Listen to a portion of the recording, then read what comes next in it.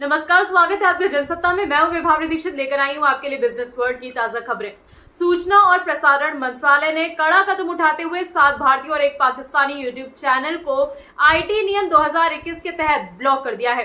Block किए गए YouTube चैनलों के 114 करोड़ से ज्यादा व्यूज और 85,73,000 सब्सक्राइबर्स थे।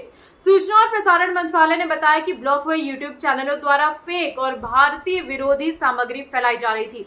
ब्लॉक किए गए चैनलों पर आरोप है कि ये भारत में दहशत पैदा करने, सार्वजनिक व्यवस्था को बिगाड़ने और सांप्रदायिक विद्वेष भड़काने वाले कंटेंट लोगों को परोस रहे थे। इसके अलावा जो भी खबरें इनमें प्रसारित हो रही थी वो भी झूठी थी। इससे पहले इसी साल जुलाई में भी भारत सरकार ने 78 यूट्यूब चैनल और उनके सोशल मीडिया अकाउंट्स को ब्लॉक कर दिया था। सूचना प्रसारण मंत्री अनुराग सिंह ठाकुर ने इस संबंध में जानकारी देते हुए कहा था कि इन यूट्यूब चैनलों और उनके सोशल मीडिया अकाउंट्स को पूरी तरह से बंद करने का आदेश जारी कर दिया गया।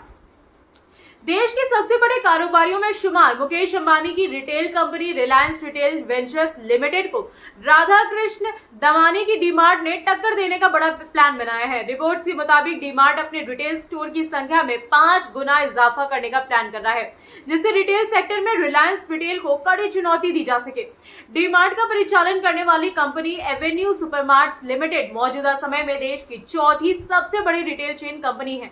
कंपनी के सीईओ नेविल नोरोन्हा ने एक इंटरव्यू में कहा कि हमारे पास पूरे देश भर में वर्तमान में 284 रिटेल स्टोर्स है। हमारा लक्ष्य भविष्य में इनकी संख्या बढ़ाकर 1500 करने की है। हालांकि उन्होंने इसकी टाइमलाइन और निवेश को लेकर कुछ नहीं कहा।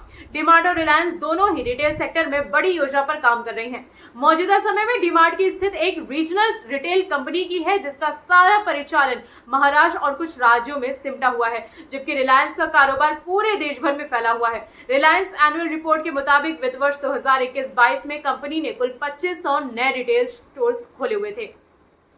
दूरसंचार विभाग को अग्रिम भुगतान करने के कुछ घंटों के भीतर ही एयरटेल के स्पेक्ट्रम आवंटन पत्र मिल गया। भारतीय इंटरप्राइजेस के संस्थापक और चेयरमैन सुनील भारती मित्तल ने बृहस्पतिवार को ये बात कही। उन्होंने कहा कि ये पहली बार है जब दूरसंचार विभाग ने अग्रिम भुगतान करने के दिन ही स्पेक्ट्रम आवंटन पत्र सौंपा। मित्तल ने एक बयान में कहा कि एयरटेल ने स्पेक्ट्रम बकाया के लिए 8,312 करोड़ रुपए का भुगतान किया और कुछ घंटों के अंदर ही निर्दिष्ट फ्रीक्वेंसी बैंड के लिए आवंटन पत्र दे दिया गया। वादे के अनुसार स्पेक्ट्रम के साथ ये बैंड आवंटन किया गया। कोई कमी नहीं, कोई देरी नहीं, सत्ता के गलियारों का कोई चक्कर नहीं और लंबा दावा नहीं।